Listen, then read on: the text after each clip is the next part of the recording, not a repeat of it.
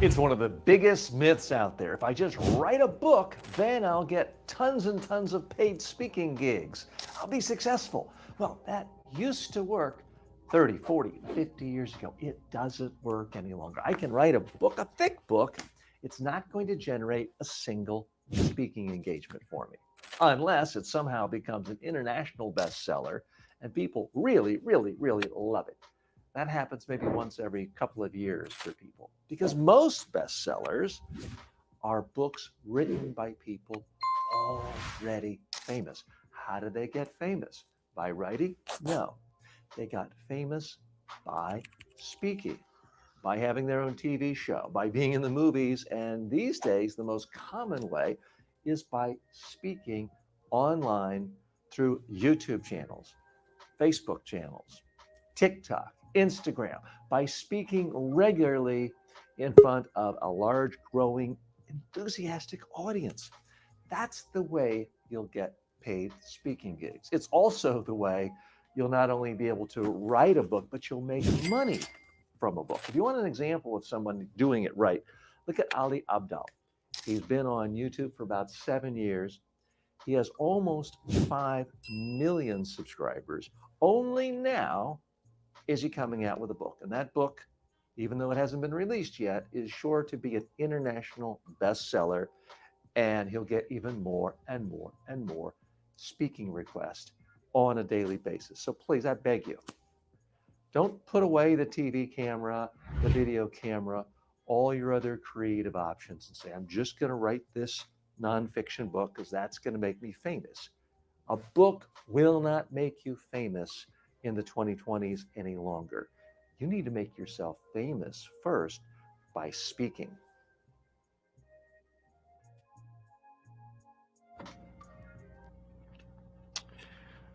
Okay, I'm TJ Walker. Thanks for joining me. We are live now. That was a pre-produced video. If you're joining us live for the first time on LinkedIn, Twitch, and several other platforms, welcome. This channel is all about helping you become a more effective communicator. I try to help you reach more success in life by communicating more effectively and more confidently. So that's what we're about here. We come to you live every single Thursday, right here, 10:45 Eastern time.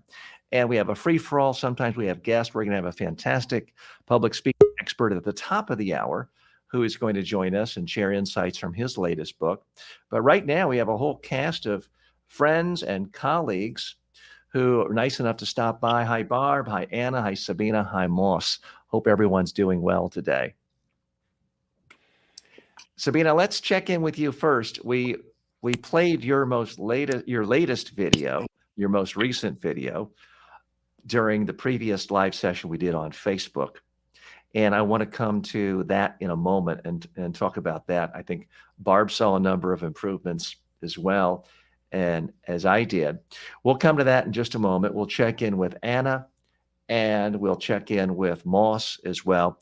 Just one quick comment on the video I just did. It is a video that I think, for me, it was very important to share. It's not going to be a popular video, and it's not going to be a video that goes viral, but I try to balance what I think is going to be popular with what I think is genuinely helpful to people. And I do see time and time again people who are genuine experts, have great expertise in the world, who are great articulate spokespeople for their issues, their industry, and they just shut themselves off for a year and a half to write a book, and they have no audience whatsoever.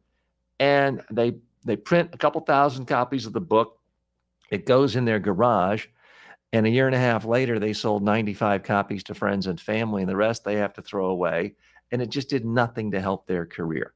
I will say, trying to talk someone out of writing a book who's decided they want to write a book is kind of like trying to teach a small child or convince a small child that candy doesn't taste good. It's very difficult to do, and I'm not sure I've ever done it. But it is something I think is important. Build your audience, build a community first, write your book along the way, test your ideas. Then and only then is it worth the time and effort and energy to put that product out in the world, whether it's a paper book version, an audio book, a digital book. Build the audience first. Sabina, let's come to you. Where are you today? And I see you're in your camper. Tell us where you are and what you've been up to. Well, I am now in Germany near the Polish border, and I'm in my van indeed. And I'm actually busy besides the videos, I am busy with passing my exam to become a cosmetic formulator. So that's another thing I've been doing. And And tell the everyone video, what that is. I learned how to make natural cosmetics Okay. Uh-huh. because I love to make medicine, which is what you saw in the last video, but I can't use it so often, so I decided I wanted to learn how to make cosmetics. Okay. So this is another thing. And I was filming actually a different video, which was about my journey as a homeschooler. But it was very difficult to put that story together. And I made a lot of pictures of nature and videos of nature. So instead of that one, I decided to make the one I showed about the walk through nature and find wild edible plants. Great. Well, we appreciate you sharing that. Well, we lost you for a second. You're back.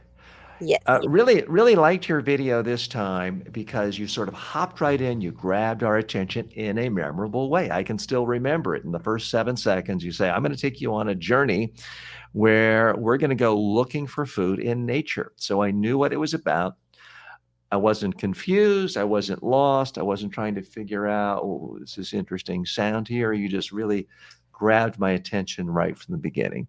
And then I personally like hearing the crunchy sound of walking on the snow and taking that time and bringing in that filmmaker's ethic to your video. Are you going to post that? Barb was hoping you were going to post that on YouTube as well. Are you going to be posting that elsewhere? Yes, it's on YouTube as well, but I'm not so Okay, great. sure how Facebook works. And often, if I share a YouTube video directly from YouTube into Facebook, I notice hardly anyone sees it. Mm-hmm. And if I post it directly into Facebook, a lot of people see it. So I'm not really sure why that is. Do you have an idea? Barb, would you Yes, like to I weigh in do. on that? Yeah. Mm-hmm. Facebook actually elevates anything that is directly on Facebook, that is contributed directly on Facebook. And many of our YouTubers, people that really want to their primary focus is YouTube, just put, an edition of the video on Facebook for the Facebook audience, for the benefit of the Facebook audience, because you can always use additional subscribers. And two, if you're in the student community like us, you want feedback within the community.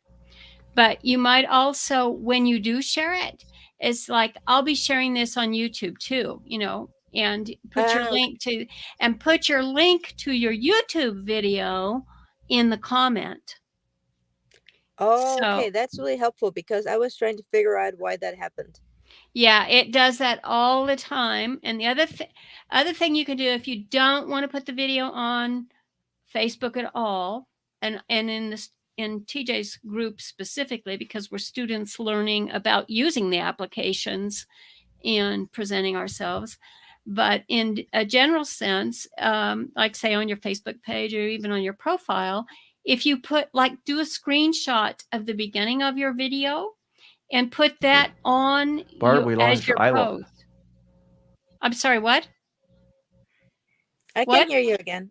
Yeah. We lost you for a moment, but I can hear you again. Oh, we lost a connection there. Everything I'll be froze darned. for me. I don't.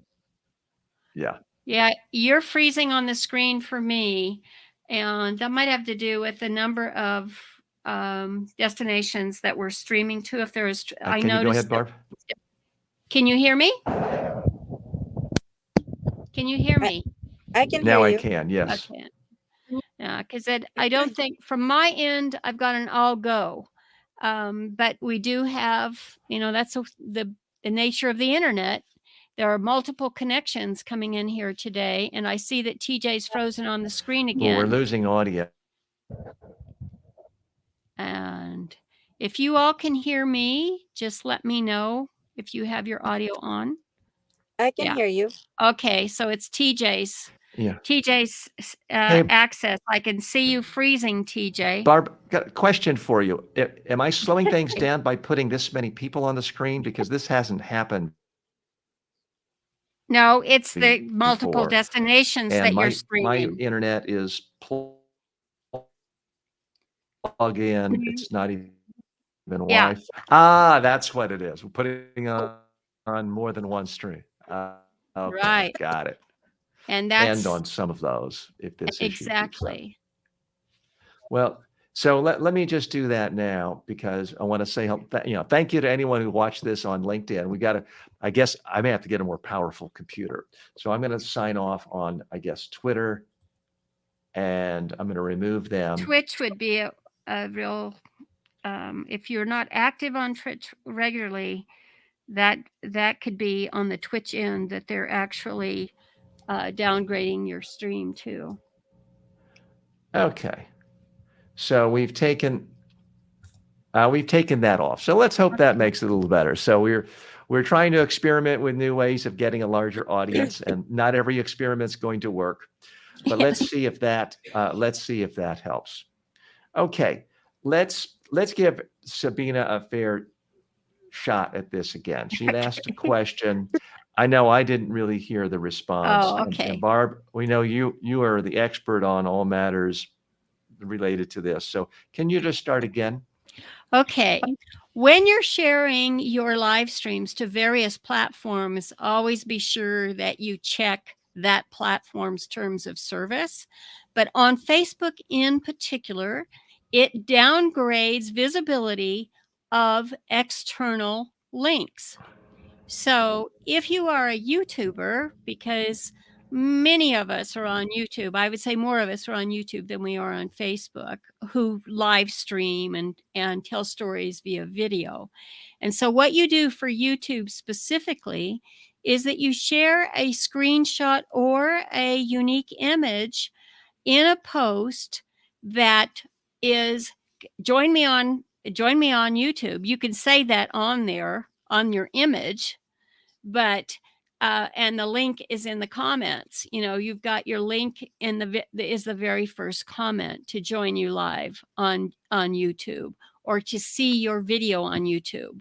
Or you can create, because it's all about conversation. That is really how you if you don't connect with people, you don't get their feedback, you don't create community. So on your Facebook is designed to be social community, social interaction. And we lost it. Oh, I can still hear her. Yeah. TJ is But the one that's I lost freezing. it. So I just removed. Yeah. Yeah. I just removed one more. I removed LinkedIn. So we should be good now. Great. Please. Well, LinkedIn had already let us Sabina. know we were having problems. Yeah. So we'll see what happens. But that's a way to do it. Did you get it, TJ, or do we need to go again one more time? Well, it was for Sabina. That one was not for Yeah, me. So as long okay. as she can hear it, that's great. All right. All right. Well, Sabina, keep up the good work. We're enjoying your videos. And the other thing I want to point out is you boosted your volume a little. That is critical, because in your earlier videos, is well crafted as they were, as interesting they were, I just felt like it was too much of a whisper. And that can seem too monotone sometimes. And it can seem like you're lacking confidence. So I like that it wasn't gigantic, but you boosted your volume just a little, and it made it sound more confident and more variety in your tone. So I would ask that you try that even more in the next week. So looking forward to that. I have a question. Is it the volume or is it the intensity of the voice? Like the They're change linked, because if your volume is too low, it's very hard for any one moment to sound more intense than the other. So they are very much linked. It's not exactly the same thing, but they are linked. Thank you. Great. Well, thanks so much. And I am expecting a visit from an author and public speaking expert, Matthew Casalato. So when he comes, I am going to try to hop right into an interview with him. We expect him momentarily. But first, let's see who else would like to join. Anna, if you want to come on, and Angel, if you want to come on, or Moss, we would love to hear from you. Just turn your camera on and turn your microphone. And there we go. Anna, you were first. So tell us what you're up to and how we can help you today. Hi. I'm not up to anything in terms of presenting. What I'm doing is I have a friend and she's going to give a TEDx talk. And I have a background in acting, and I'm helping her give the best talk of her life. And so why I joined this Facebook, well, not this Facebook, but your Facebook community site, is because I want to critique people more than to present and be critiqued, to get that practice of what I like, what I don't like.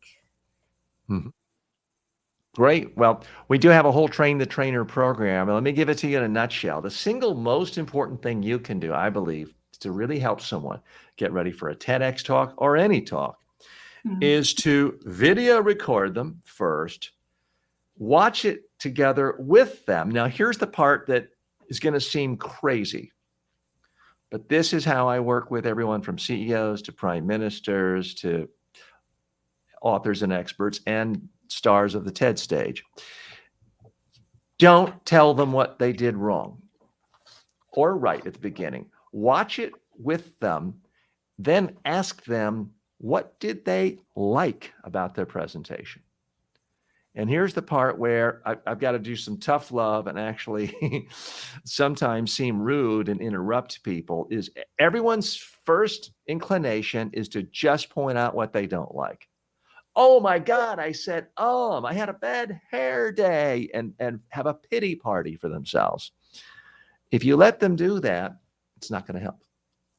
Their confidence level is going to go down, down, down. So I would recommend the first thing you do is get them to say what they liked about their presentation, catalog it. And a lot of times people, even if they're pretty good, will say, well, I don't know, I didn't like anything. Then it's up to you. You need to go through and just catalog the things they did well. Everyone does something well. If nothing else, they didn't say and ah. If nothing else, they had good hand gesture. They may have done 20 things awful, but there's always at least an absence of flaws. Focus on that. Then what I would recommend is, again, you may think this is crazy, but I'm telling you, this is what gets results. Then ask them to do another version of it right away, to just do more of what they liked in the previous one. Don't even focus on any flaws. Let's build them up and then watch it again.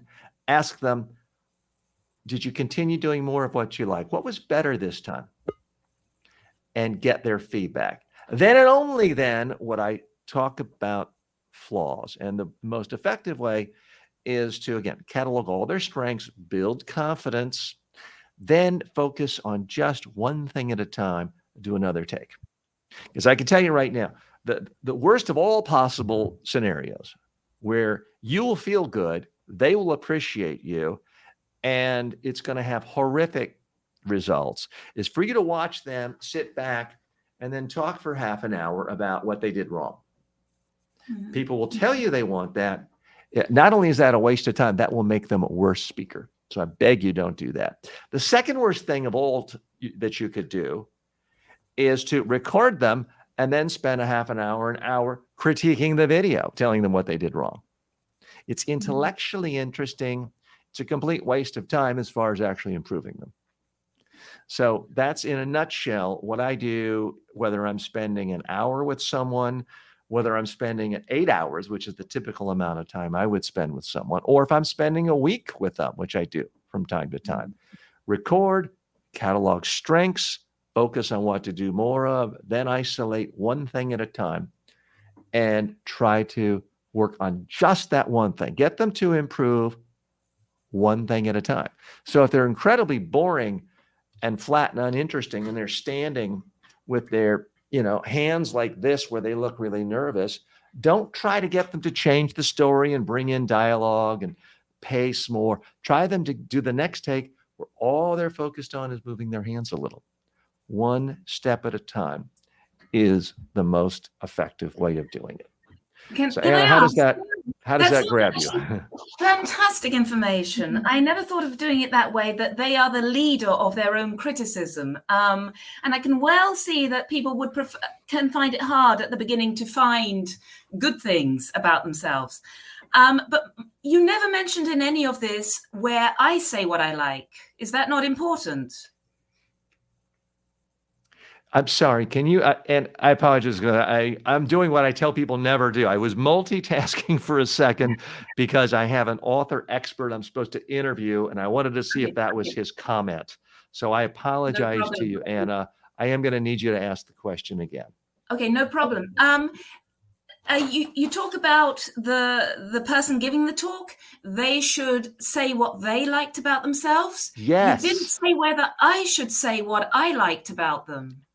I want you to first pull out from them without you saying anything. After they have cataloged everything they like, then you should talk about what you like. Right. So And I at do want any your point- feedback. Okay, at any point do I say, even if it's obvious that it's bad, at any point do I say, don't speak in a monotone way? Or do you always frame it positively, like, oh, it would be nice if you raised your intonation a little bit here or there? So the best way of doing it is in a structured pattern where you're going up and you're emphasizing the positive. So with a lot of people, they may be monotone 90% of the time, but there was that one element where they did tell a little story and their voice did come alive. It might even be where they made a mistake and they said, oh, I can't believe I messed up there.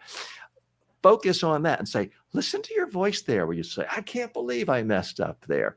Your volume raised, your pitch raised, your speed went up and down. Use their mistake as a little mini case study for things they actually need to be doing in their regular speech. But again, and I apologize, Anna, it looks like it froze and now you're back. It's not that you can't say something negative. It's that you want to start by cataloging strengths, trying to build on strengths, then focusing on one flaw at a time. So if you've already gone through the strengths, they've done it a second time, you're about to do the third presentation, then I would say, okay, it does sound a little monotone. And ask them, at that point, you want to ask them what they don't like. If they say they're monotone, say, well, you're right. Let's figure out how to make it more interesting. Right. And here's the real secret sauce that people don't do. I have been doing this one secret for years and years and years, and it's extraordinarily powerful. Someone finishes the speech. I'll turn the light off my camera. I'll drop the microphone if I'm recording them. I'll sit back, but I continue to roll the video, recording them. And I'll say, so how did that speech feel? How did that practice feel? And 90% of the time, they'll do something like, well, I didn't feel like I was that good. I wasn't really ready. And instantly, they have more hand motion. Instantly, their volume goes up. Instantly, their face is more expressive. When they think they're not doing the practice TED Talk, they loosen up and their voice comes alive. And so if someone says to me after reviewing the video that they feel like they're monotone or flat, I might say, well, you may be right. How would you like to see somebody a lot better than you? How would you like a role model of someone who's frankly more interesting than you are, more engaging, just more lively? Would you like to see that? And of course, what are they going to say? They say, well, sure, I'd love to see that. And that's when they think I'm going to show them Oprah and forgive me, Matthew, I see you joined us. We'll be with you in just a second. It was down on the bottom of the screen. I didn't see that. So Anna, what I do then is I just go to the videotape of where they were talking and they weren't aware of it. Right. And it's extraordinarily powerful because now they have a role model for themselves. It's not me. It's not Oprah or Bill Clinton. It's themselves. Mm-hmm. Hey, we've got to switch to an interview with a special guest who is on a time constraint. So I'm going to bring. Thank you, TJ. Thank you so much. But stay with us. We'll come back to you. But I have to get to Matthew in one moment. So I'm going to have to not kicking anyone out, but I am going to have to bring up the screen so we just have Matthew. Matthew, how are you? I'm doing great. I could Good just to listen see to you. you for the rest of the morning. It's been many, many years, but it's great to see you. Let me do a proper introduction of you, and then we're going to edit this part out for a separate podcast. So we'll just Okay. have a clean opening. Our special guest today is Matthew Casalato, who is a well-known public speaking expert. He's the author of The Podium Pro, and he's known throughout the United States, Europe, and beyond for his wordsmithing abilities. He's not just great at teaching the delivery, but he actually does speech writing. Matthew, thanks for joining us today. Great to be here. Thanks, TJ. Now, you're back in the United States. You've finished some recent stints with international bodies in Europe, and I have to just take my metaphorical hat off to you. I find nothing is more difficult than writing a speech for other people, because what's happened to me is I've worked with someone on a speech, a political figure or someone, back and forth, sometimes for weeks, getting their input back and forth, meetings constantly. You finally do the 29th draft, and you go into a meeting, and I've literally had a politician say, CJ, this is horrible. We got to throw this away. So it takes tremendous intestinal fortitude to do what you do. Yeah, Tell that us- kind of thing. Yeah. That kind of thing goes with the territory, but Yeah. yes, I know what you're saying. So we want to hear more about your book and your course and what you're up to. But first, just take us into the world of speech writing for a moment. What's the most important thing to write a great speech? And part two of that, the most important thing for writing a speech for somebody else. The key thing is to write in that person's voice to the extent that you can do that. If you've had some contact with that person, if you've had, ability to sit down and talk about the speech, what he or she's trying to get at, but you try to adapt what you want to say or what they want to say in their voice. So, some people aren't real comfortable with academic words or big, long words. Some people are very comfortable with short words, and they have certain figures of speech and things that they're comfortable with. You write a draft, you find out if that's kind of in line with the way they would speak, so it's more natural for them, more authentic. And it is a process, as you mentioned, 29 drafts. It doesn't usually take that long, but sometimes. But you need that kind of access with the principal, the person giving the speech. You have to have some access to them.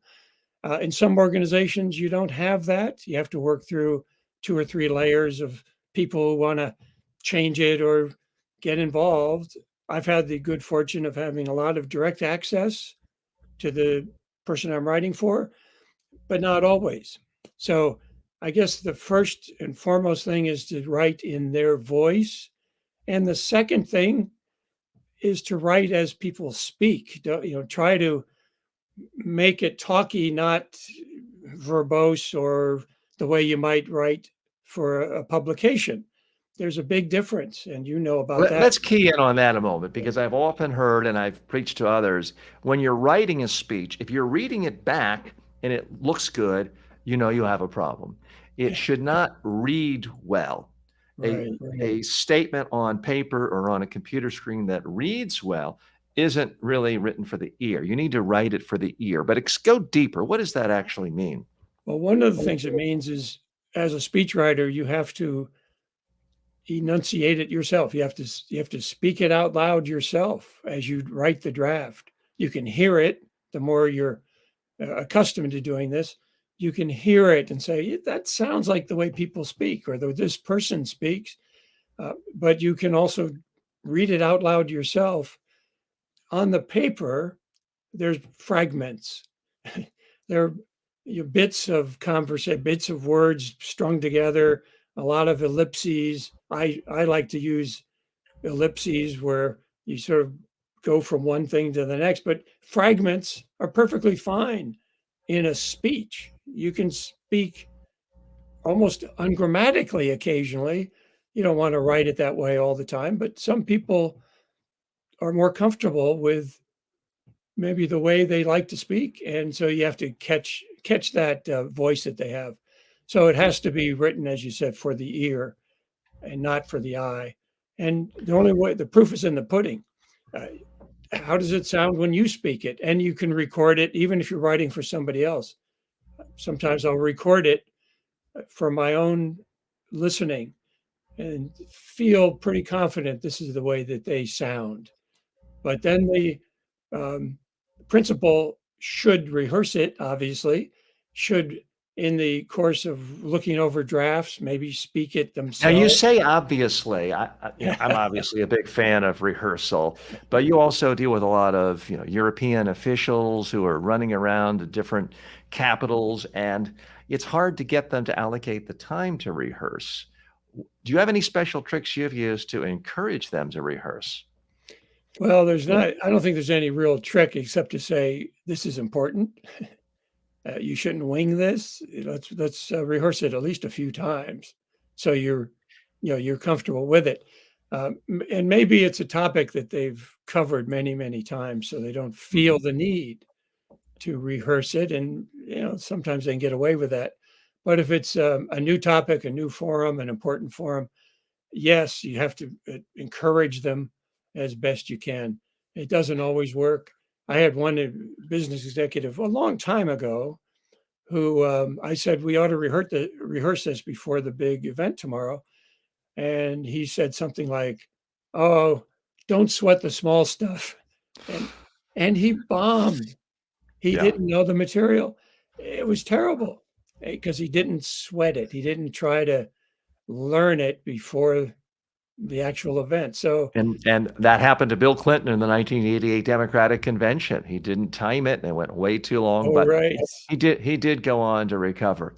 Yeah. Have you had clients you've worked with who were good speakers, liked your draft, but then in the middle of it sort of changed course? Because most famously, that's what Martin Luther King Jr. did. I once had the pleasure of talking to his speechwriter who wrote the I Have a Dream speech. But interestingly, I Have a Dream was not in the draft in any of the text of that speech. He had started it. Someone called out in the crowd, as I know you know, and said, Martin, tell him about the dream. And he basically pushed aside the whole prepared speech and did one, not improvised in the sense he made it up, but he did a speech that he'd given other times in other places because it just seemed to capture the moment. How often have you seen that happen? Well, if they're very gifted, when I worked for the Speaker of the House, Jim Wright, who was quite an orator, getting him to sign off on a draft and stick to it was a bit of a chore because he had whole paragraphs, pages of material about education or something. And he felt more comfortable just reciting what he already had said, many, many times. So he didn't need a draft. He didn't need a speech. So it was more powerful and more in his voice. I felt pretty good about getting him going in the right direction, shall we say. But then he would sometimes just go into his standard and sometimes very effective and comfortable way of talking about a particular topic. So that does happen if they're quite adept at it. A lot of speakers who are not particularly adept will stick to the script. I think I find that more often. Our special guest today is Matthew Casalato, who is a well-known public speaking expert and speechwriter. He's the author of The Podium Pro and is a trainer and consultant to executives, public officials, and private officials around the globe. In a moment, I want to talk to you about your concept of whole brain speaking. And I think we've got a little bit of a disagreement on a couple of areas, which is fine. I want you to give people your synopsis of what they will find in the Podium Pro, because I am a huge advocate of learning from as many different speaking experts as possible. When I was starting off early in my career, I tried to read every single book I could possibly get a hold of on public speaking and communication skills. Didn't matter if I didn't like the author or love them or thought most of the book was trite. I always found at least one nugget in any single book. And to me, that made it worthwhile. What will our students and the viewers here find that might even surprise them in the Podium Pro? Well, first of all, they'll be surprised that the title of the book is The Joy of Public Speaking. So, Okay, you have several books, of yeah, course. that's Yeah. right. So this is the new one. Yeah, I know we've talked about All the World's a Podium, which I had, and this is kind of an update, new and improved version.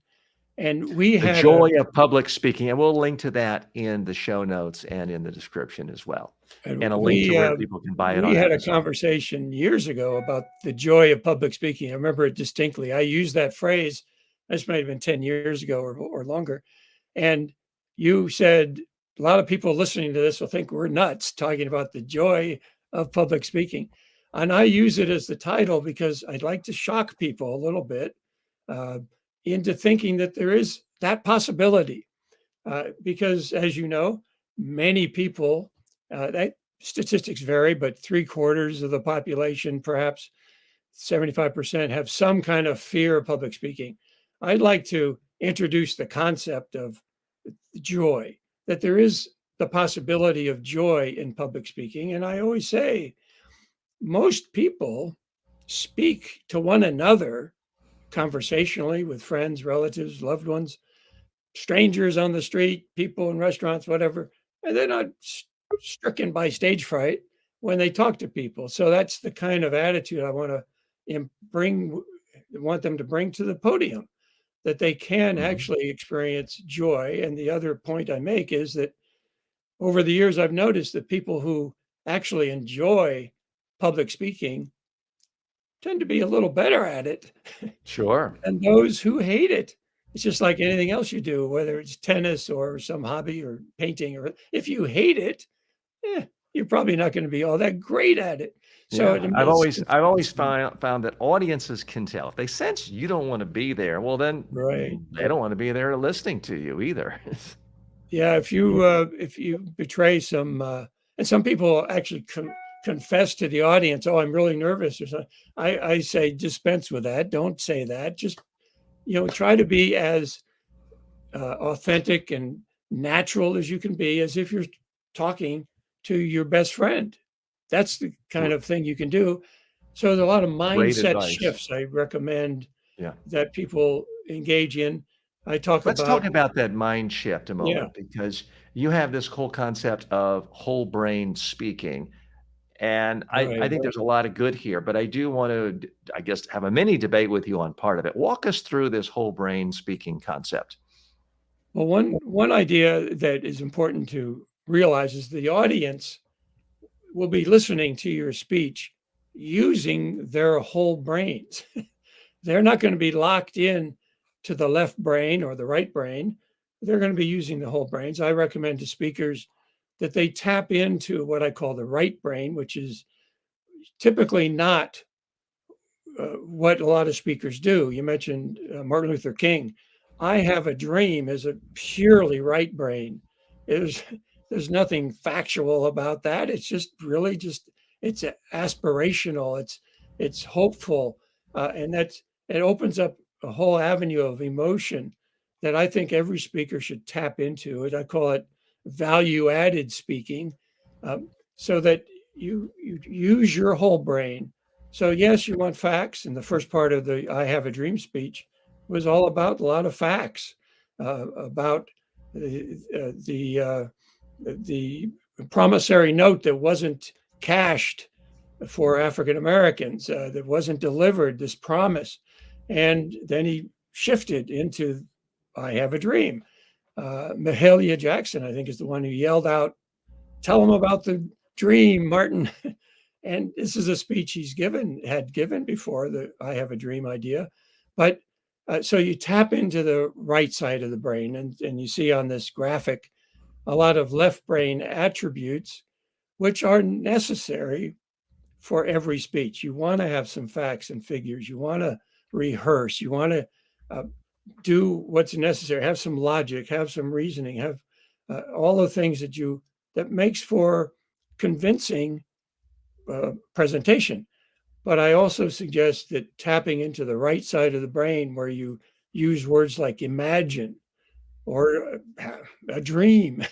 It's some of those things that can fire off the right side of the brain. That's what people will remember. A personal Mhm. story that happened to you or someone you know, and you tell a story that fires off the right side of the brain. So it's a value added. It's not either or, Yeah. it's Let's go both. for a couple of the items. And you're right. I think when I first saw it, I thought I misread it. And I think I was thinking you were saying the whole brain approach and the right side is all you need, not on the left side. And that Right. was my sloppiness in reading. But I love so many things you have on there. Presence, listening with your eyes, telling a story, obviously, and creating a joyful experience. The only quibble I have, and I don't really think we're in any serious disagreement, is that in my mind, if you have a left brain attitude of actually preparing by rehearsing, that means you're rehearsing it on video, watching it, and you're watching for the stories. You're watching for the eye contact. You're watching for the spontaneousness. And Right. it's my belief that if you take the rehearsal seriously, there's no way you would end the rehearsal without checking off all the things on the right side. And obviously, a lot of people rehearse the wrong way. They rehearse by head down, reading Right. words or going through slides, and it's incredibly boring and useless. Right. No, that's a good point. Yeah. If you do the left side properly and rehearse, then you're going to be probably tipping into the right side of the brain in to some extent. My whole point in creating this whole brain approach is to really encourage people, to nudge them into uh, a lot more of the right brain side. And whether it's telling a story or making sure that you have a little bit of emotion. Uh, I also have a concept which relates to this about what I call the Wizard of Oz formula, in which every speech should include those three famous characters, kind of the archetypes of uh, brains, heart, and courage, the scarecrow, the tin man, and the cowardly lion. And so the right side of the brain has the emotion, has the courage. I have a dream speech really speaks to that. Let's be courageous. Let's be bold. Let's create a better, a newer, uh, more just world. That takes courage. And so I like this Wizard of Oz idea because somehow those three characters are beloved for a reason. And if every speech can tap into some of that emotion and not just rely completely on the brains, on the logos, as Aristotle might say, uh, if you have, in addition to the great facts and figures you can line up, if you have a little bit of the emotion, if you use a word like imagine, I love to hear imagine this in a speech because that gets people's attention. It forces them to do a little work. Matthew, we've posted the book right on the screen. Everyone Oh, I can love it. see it. The Joy of Public Speaking. It's available on Amazon and finer bookstores everywhere. So check it out. And this is not an affiliate. This is not a sponsored show or anything like that. But I'm just Matthew, a fan. I'm just a fan of TJ Walker.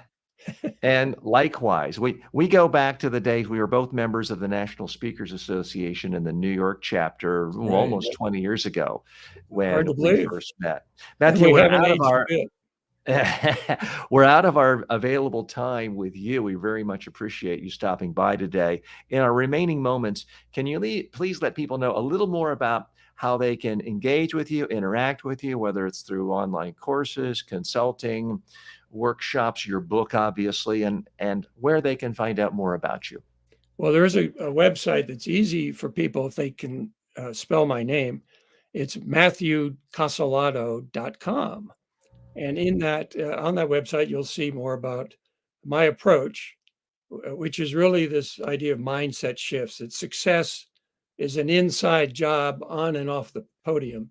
So with speaking, it's an inside job. What goes on between the ears, your mindset about speaking. If you can change it a little bit, and I talk about the 7 steps to joy, some other things that are in the book, they'll see that on the website, a little bit of that, and some of my other topics dealing with habits of success, and also the power of making a promise. So I talk about those things in workshops, and I give talks about the joy of public speaking. And you mentioned podium power. That's one of my talks is podium power, and I do workshops and talks about on that topic. So I'd love to have people connect with me if they need a speaker or a speech coach. I'm happy to help out. Great. Matthew Castellato, thank you for being our guest today. Thanks, TJ. All right, we're going to edit that down. It'll be a separate video. I'll send you a link to that. Perfect. And very much appreciate your time. I know you have to run. Thanks Yeah, so much. gotta be in run. touch. Thank Take you. care. Thanks. Okay, I hope you enjoyed that. Let me bring back everyone, because certainly I am hoping to do more interviews with people. So I certainly want to have as many of you on as possible and have community here and ask questions and answer questions. But I do want to bring on people who are experts at speaking, and also people who are just successful in businesses, who became successful because of their ability to tell the story of their journey and of their business, and how they were able to bring on clients, customers, employees, stakeholders. So I hope to be doing a lot more interviews like that. So I appreciate you joining us. Now, we've had a number of people. Karima is with us, Anna is with us, and Nango and Moss. We've had a number of people come in through the comments section. Elena is with us. Oh, Elena was asking, is the book available on Kindle? And I'm looking at it right here. I can't imagine that it's not available. It's pretty rare these days. But see all formats and editions. And I'm not seeing it, but sometimes it just depends on how you search for it. So I would look for it there. And Elena, sorry that we missed you for that. While I have you, well,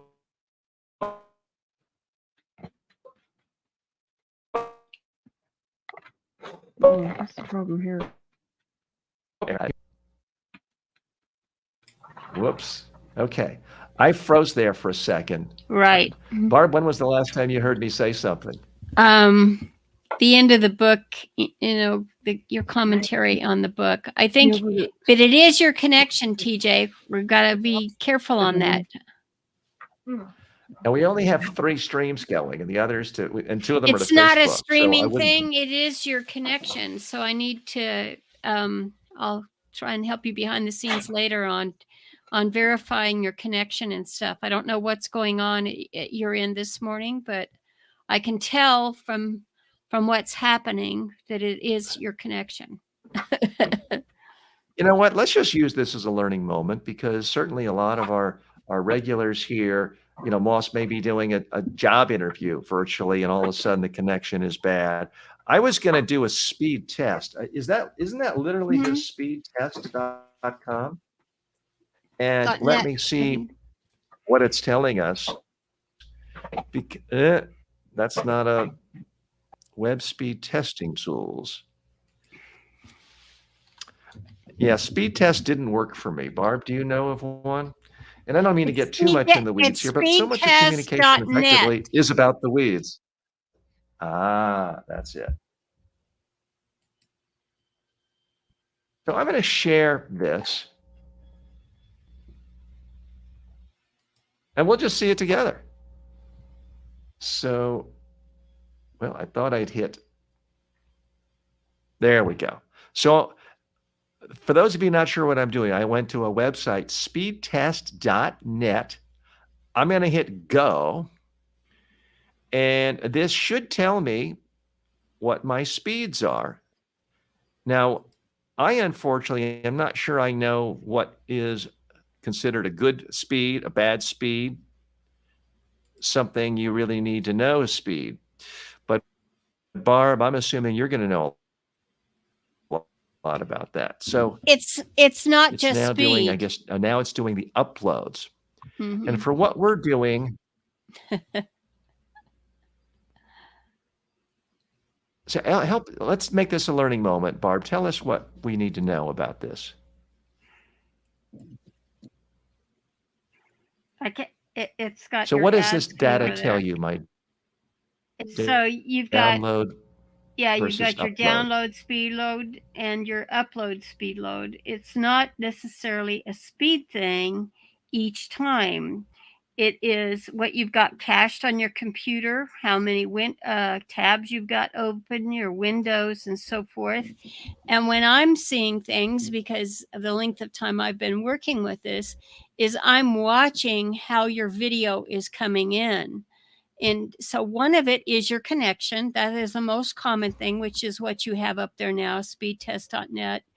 And I have some other locations that you can double check all of this. But your connection looks fine. It's not your upload or download speed. It's actually on your hardware end on your stream today. So what I see. So And that's why I said I could see it. I did not do what I normally try to do, which is to close every single browser. So right. that was That's what I was seeing. That's the latency that I was seeing. And tell me if this is still a best practice. What I often do is do a restart if I'm going to be doing something that's a little more complicated and an important live stream. The important thing is if you do that, you don't want to catch it right when there's an update and now things don't connect anymore. Exactly.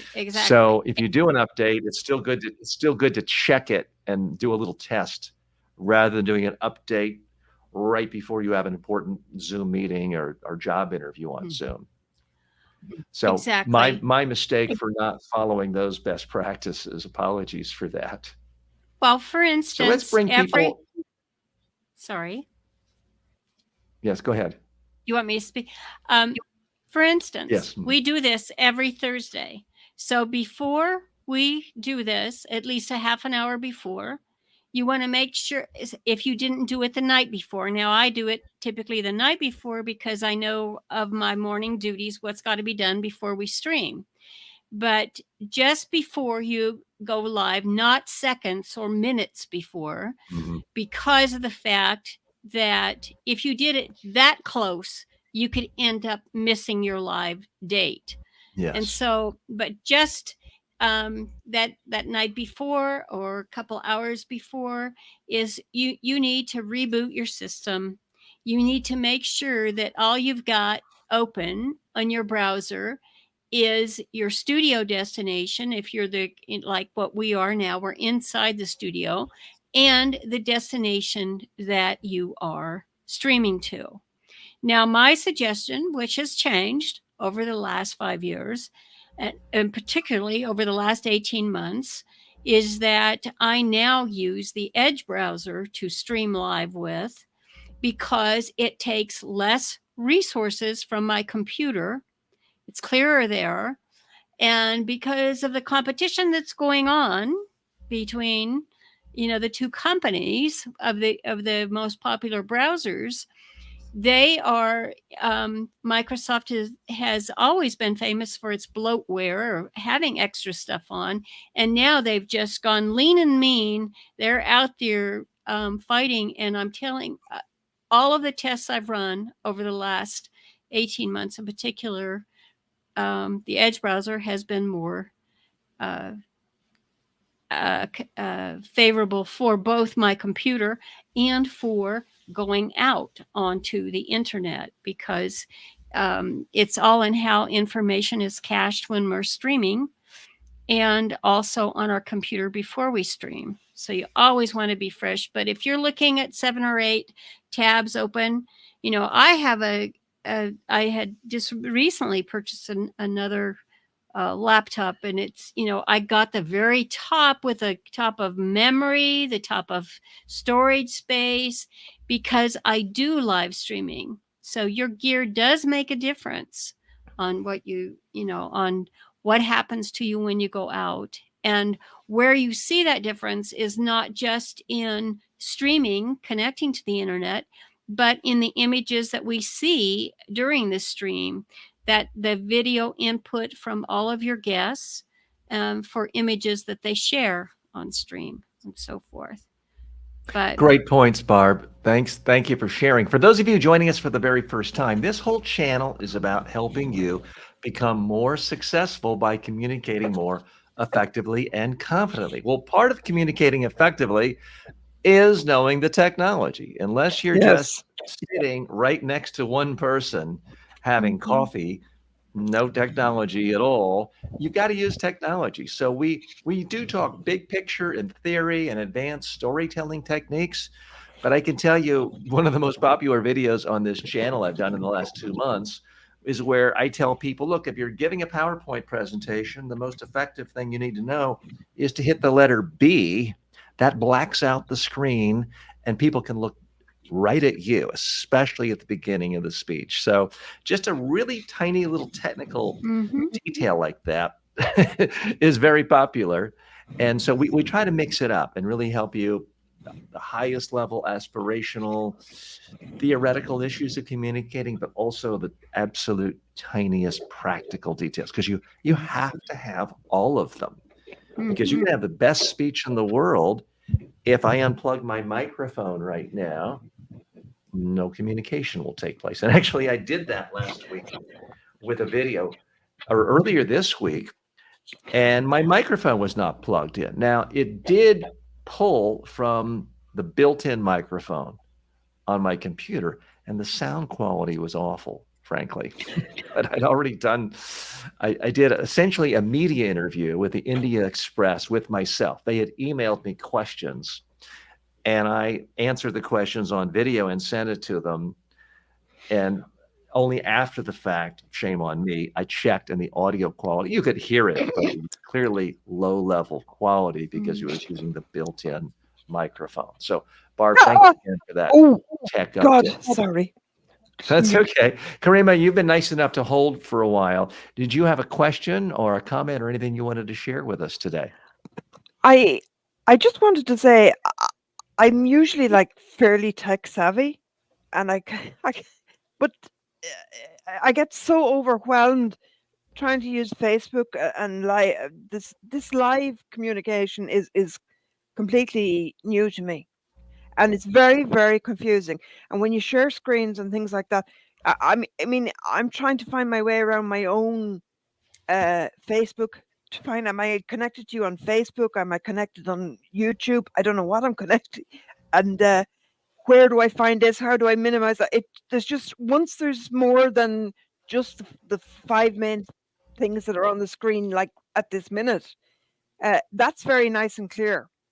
But it's very confusing when it gets sharing screens and when it gets cluttered. For a beginner like myself, that I don't know which page I'm on, so it's, well, Karima, I want to compliment you because you're doing the single most important thing. You're experimenting, you're trying, and you're already making improvement, because you joined us in the last segment and you couldn't even see yourself, and you were holding your cell phone and showing the ceiling. Now we can see you clearly. Are you on a laptop or an iPad now? I'm using the Chromebook at the moment. The thing is, I have a disability, and my back is in spasm, so I wasn't able to get to my computer. So I'm actually I could just reach my mobile phone and then my Chromebook, but I literally cannot move at the moment. So you're doing a fantastic job, and we really appreciate you making the effort. I love the course I'm doing with you. I've learned so much. I only started it recently, and I like the Chat GPT thing for designing your own courses. I really found it helpful. I had to stop at the part where it said to go and make videos. So well, guess what? I have news for you. You're making a video right now, because this is recorded and we're going to have this on YouTube, ideally forever. So you've already done the most important thing. The big problem most people have is not the ums or the uhs or the eye contact or moving their hands too much. The biggest problem most people have is they don't speak. They turn down opportunities. Right. If there's a camera around, they run the other way. If there's an audience Yes. around, they just sit back. So you're I put off for already 2 at weeks. the head of the class. I stopped my studying because you had told us, okay, right now, go and make the video.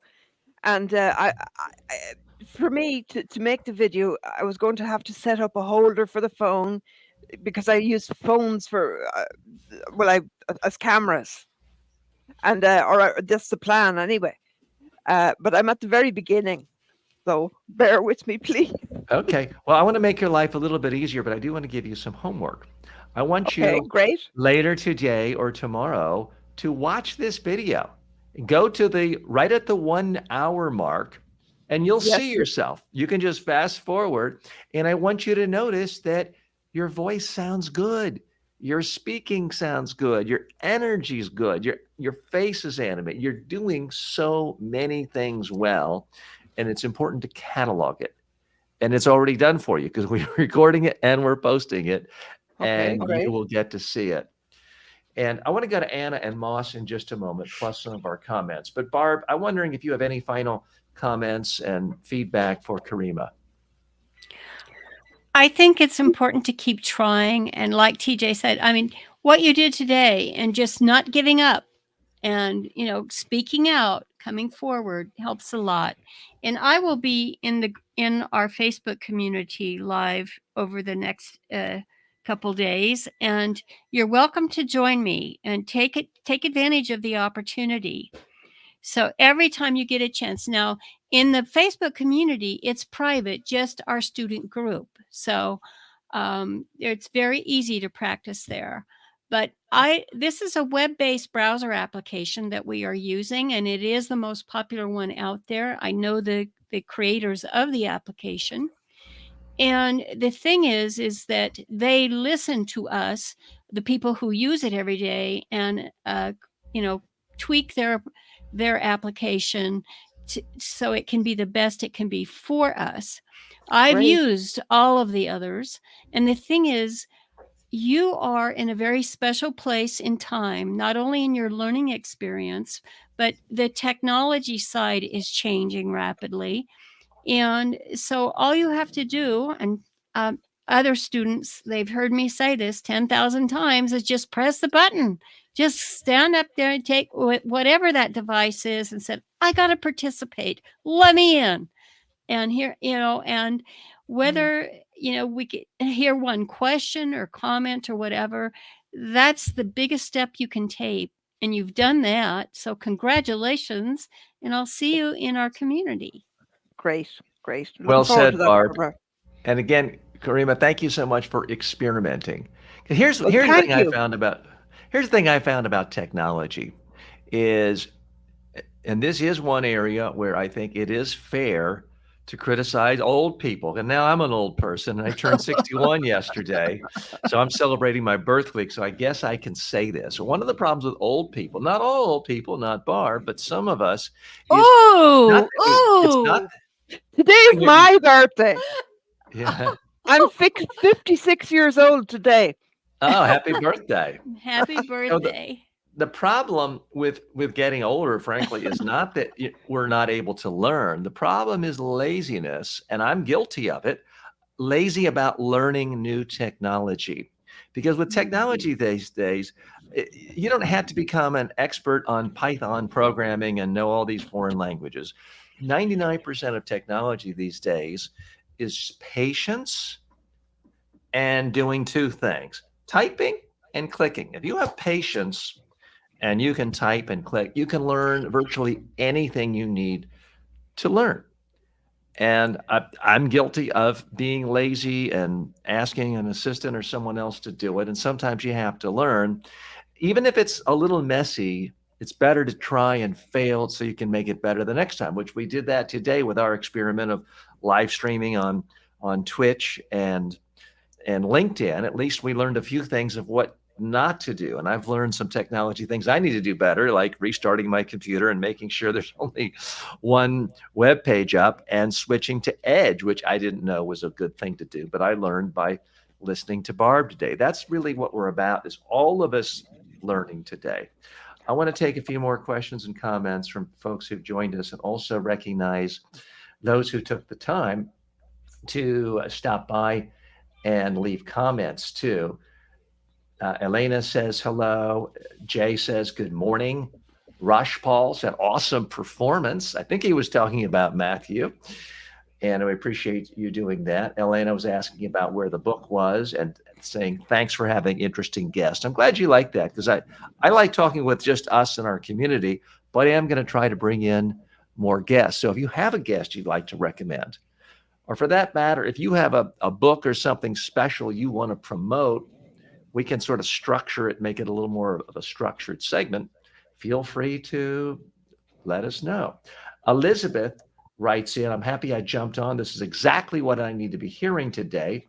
She says, it's a numbers game. I'm a student, have been aloof, but now for my business, I have to get on camera. After seeing this live advertised for 10 times or more, I finally clicked. Well, I'm glad you're here. And yes, I do think the number one way you can promote any business these days is to be promoting yourself, not just on social media, but by speaking. And the reason I say speaking is everybody these days can get computer generated algorithms to create 10,000 plaque cards and cute cards and quote cards, but most people are still afraid to speak. So when you speak up, you stand out and you can connect with people more. There's so much communication that happens just from people seeing your face, your eyes, the expressions, hands, that doesn't come through with text only. And Elizabeth, I guess I'm happy that you saw this advertised 10 times. I'm not quite sure how you saw it promoted that many times, but I'm glad you did, because it resulted in you being here. And Elizabeth, if you want to show up on camera and speak to us, if you're still with us, we would love to hear from you. We'll go to Moss in, my fear is, since I'm dyslexic, I will mispronounce words. So everyone mispronounces words occasionally. I was thinking about this just this morning. I was in front of a group of people and I said simultaneously, and everyone laughed at me. I was trying to say simultaneously. Right. You know when I said that, Karima? I said it in 1982 in college, a sociology class, and I remember it, and I remember being embarrassed. So my point is that, Elizabeth, if you have a fear about mispronouncing a word or embarrassment, it just means you're normal. It's even happened to me, and I remember it. Here we are 41 years later, and I remember that blunder. Yeah. But I'm also willing to bet if you went to every person in that classroom and asked them if they remembered it even 5 minutes later, if you could get in a time machine and go back, I'm willing to bet no one would remember. In my experience, if you get most of the words right and you're saying something interesting and useful to people, they either won't notice a mispronounced word or they won't care and they won't remember. So all I could say is try it. It's also why it's yet another reason not to ever read a speech. If you're talking, and I'm not an expert on dyslexia, but if you're talking and you're not trying to read, I would imagine that things are going to come out and flow in a much more effective way. So, and Elizabeth says that's encouraging. So thanks. And you don't have to today, but I'm hoping maybe next week or soon you will join us live and we can chat with you. I wanted to get final comments from Anna and then go to Moss. We are sort of past our normal start time, but I'm having so much fun. I hope you are too. We'll just go into overtime. Anna, what else did you want to talk about today?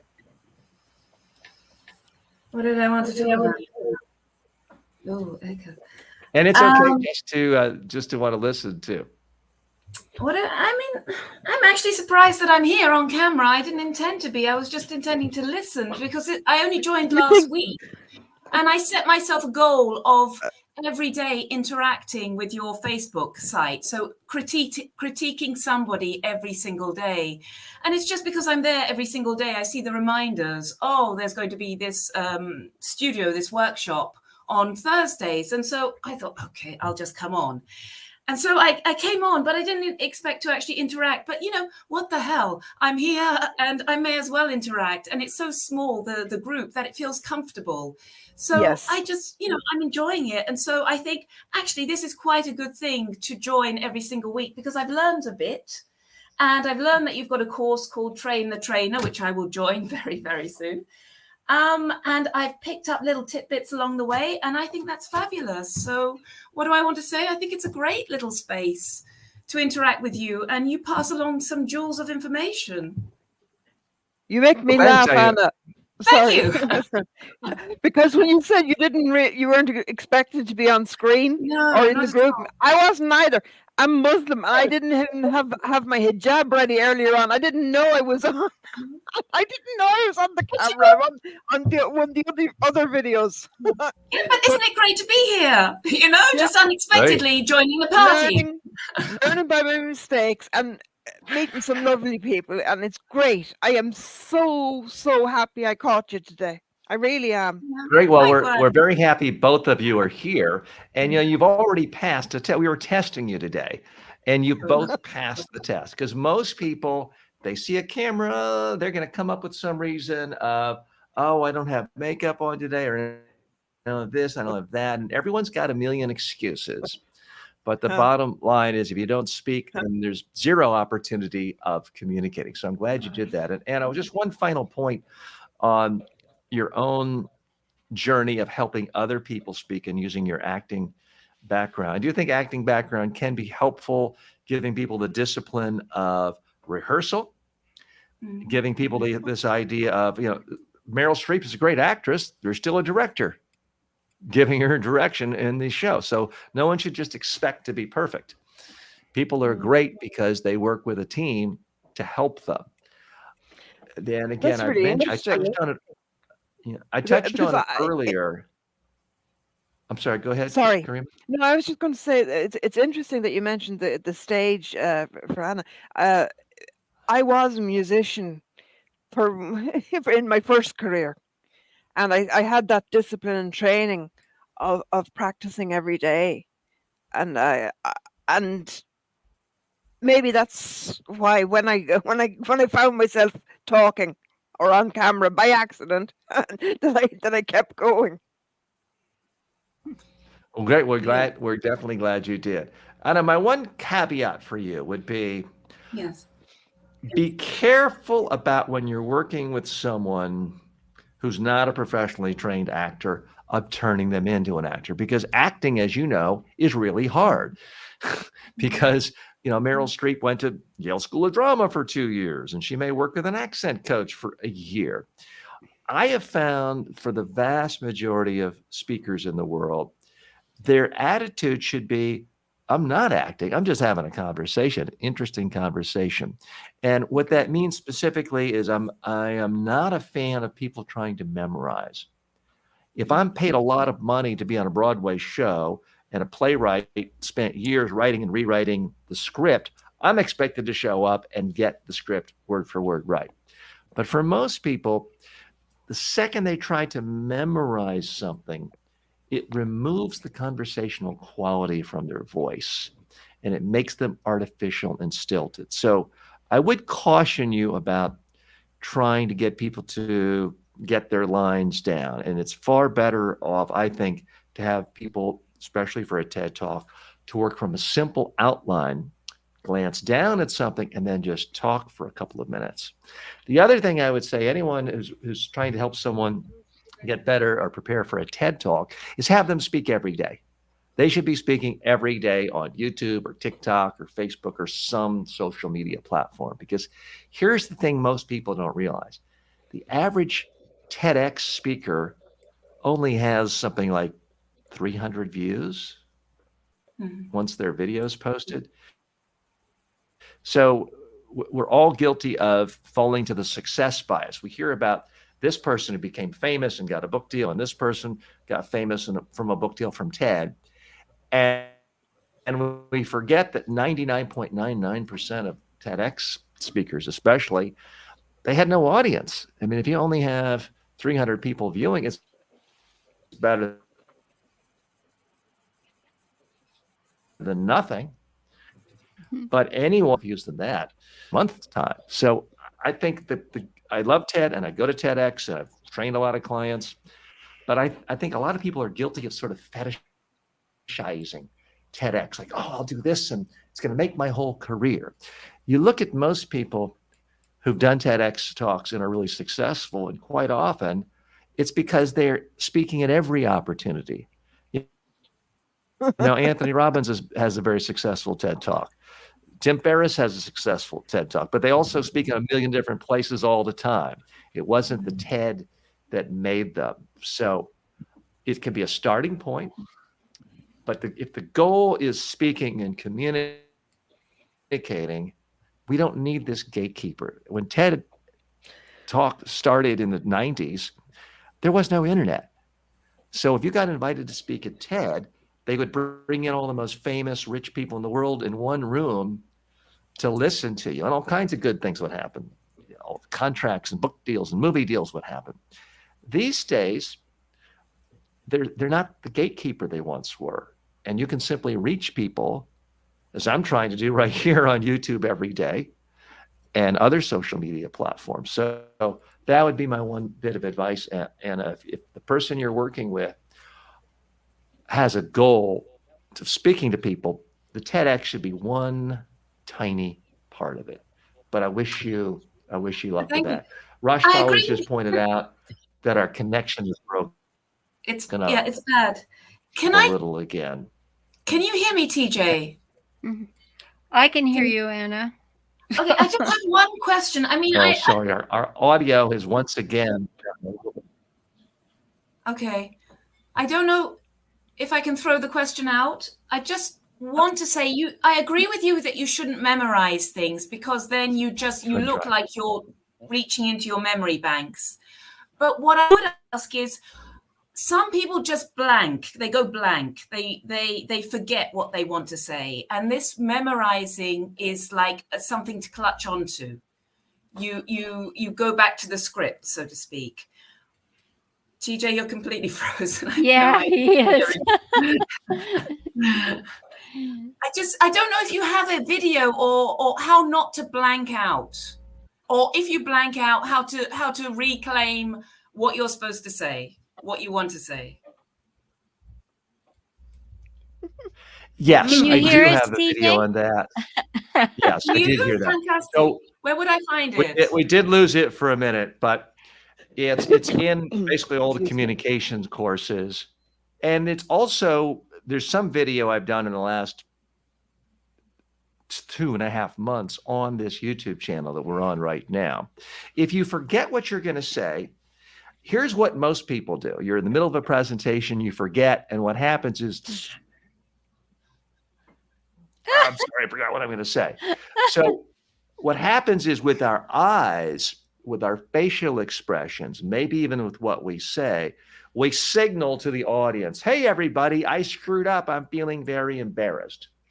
That unfortunately becomes the most interesting moment of the whole presentation, because it's the one moment where a little bit of human emotion came out.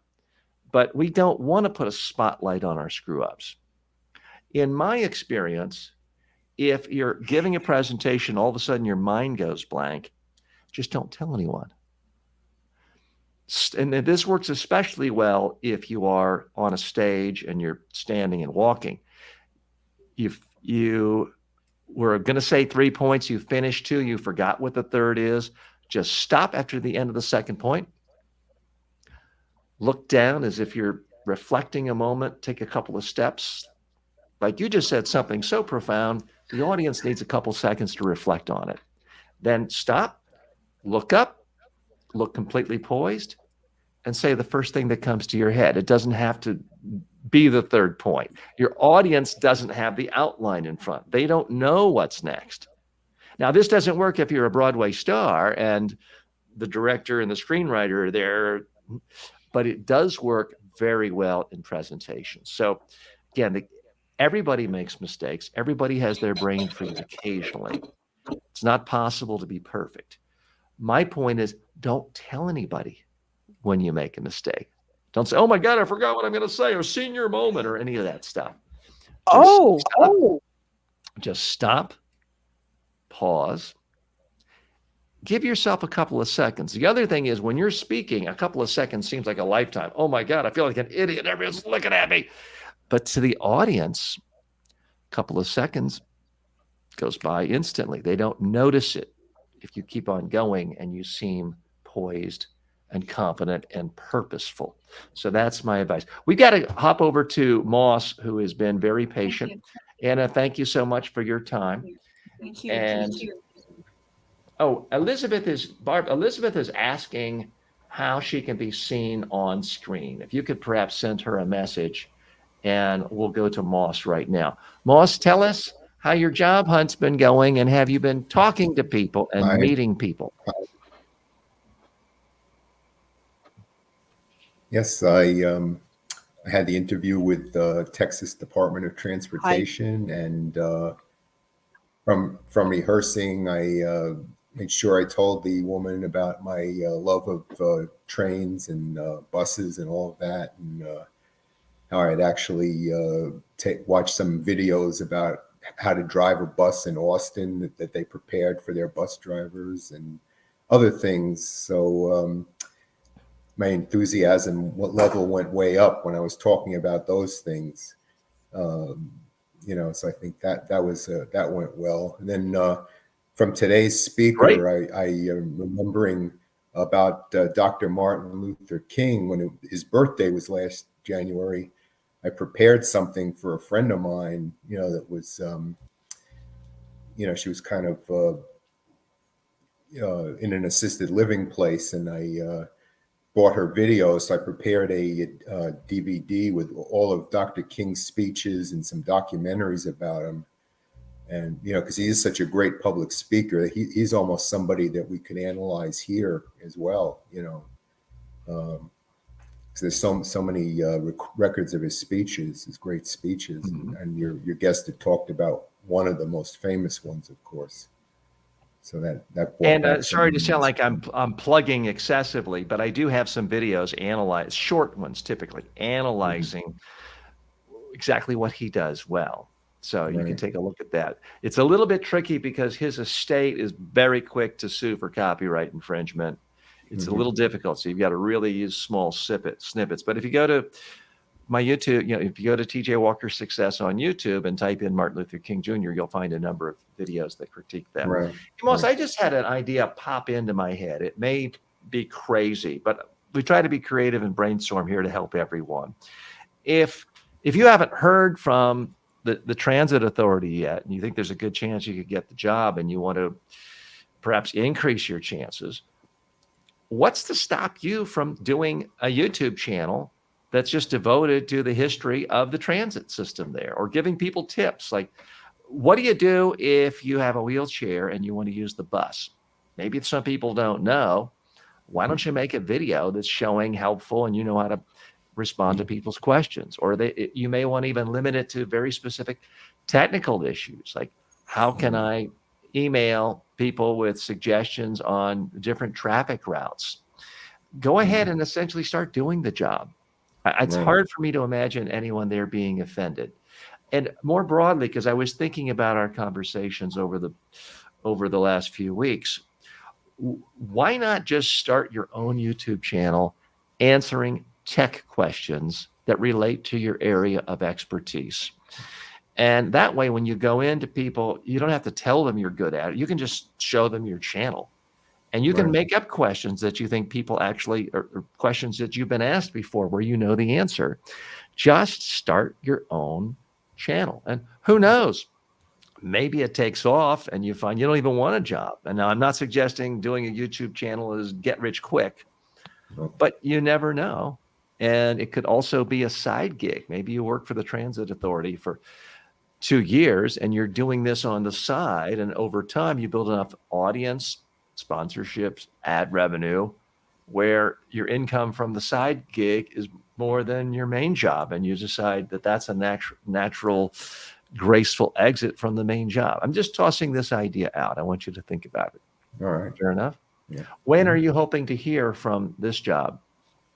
Maybe tomorrow. Okay, well, But- we'll keep yeah. our fingers crossed for you, Okay. and wishing you the best. Good Let luck. us know, but also keep searching until Right. you Oh, yeah. have, until you're starting at the job and you have the first paycheck. Keep looking Right. and Right. keep sending out feelers. And even then, stay connected to people in the industry. The people who are most successful in their career don't just stop once they have a job. They're always trying to build more relationships. They're always trying to connect, not in some sort of slimy networking thing going up. Hey, here's my business card. I don't mean like that, but they're always trying to connect with more and more people in their industry, share information, learn from other people, and help other people. And that way, ideally, your next job comes when you still have a job and there's not the lag period. I want to thank everyone for joining us today. And Elizabeth, we're sorry we didn't get to you, but we're hoping we make it easy for you to connect with us next time. While all of you are here, a couple of things I've been thinking about, and I did a little experiment earlier this week, but it occurred to me a lot of what holds people back is this sense when it comes to making their own YouTube videos, their own online courses, is this sense of how do I actually get started? It seems difficult because when you see some YouTube or some Udemy instructor or Coursera instructor with 10 million students, it seems overwhelming. They seem so polished. How do you do it?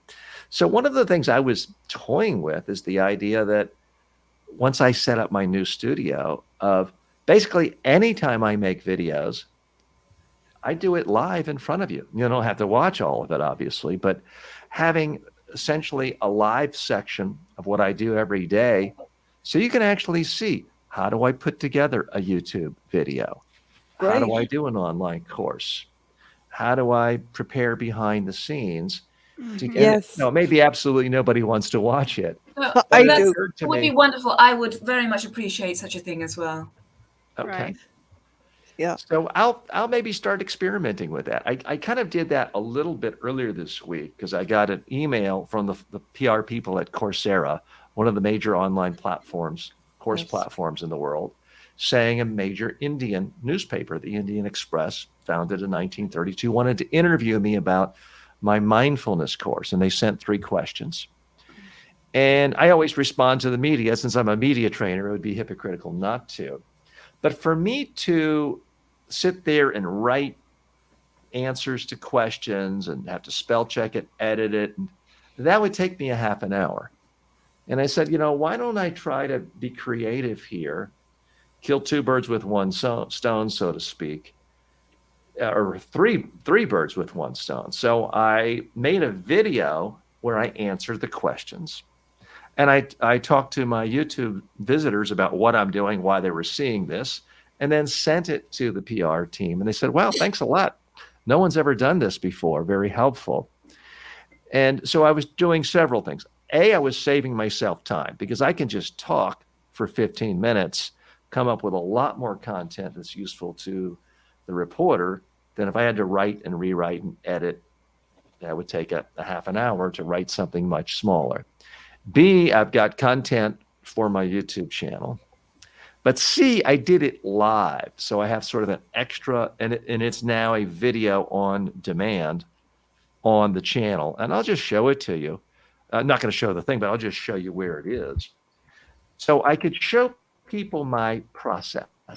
Gary Vaynerchuk, the social media guru, is always talking about why he thinks it's important to document the process of what you do.